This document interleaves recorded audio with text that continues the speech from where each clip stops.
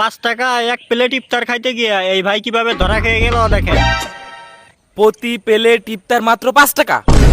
হ্যাঁ হ্যাঁ ভাই, মাত্র 5 টাকা। ঠিক আছে ভাই, ঠিক আছে। স্যার আপনার ইফতারি। ভাই, বাইরে যেটা দেখলাম সেটা কি সত্যি?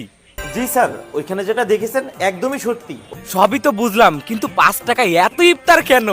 স্যার এত কিছু জিজ্ঞেস করেন না, দেখেন কত মজার মজার খাবার আছে, আপনি শুধু খাতি থাকেন স্যার।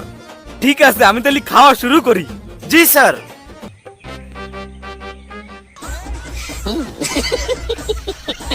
ওয়েটার, এদিকে আসেন। জি স্যার। ভাই, আমাকে তাহলে মোট কয় টাকা বিল হয়েছে?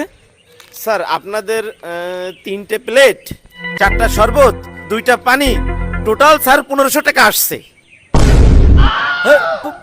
1500 কেন?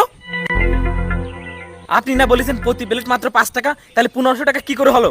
আরে স্যার, প্রতি প্লেটের দাম 5 টাকা, কিন্তু প্রতি গ্লাস শরবতের দাম 300 টাকা করে, টোটাল আসছে আপনার 1500 টাকা।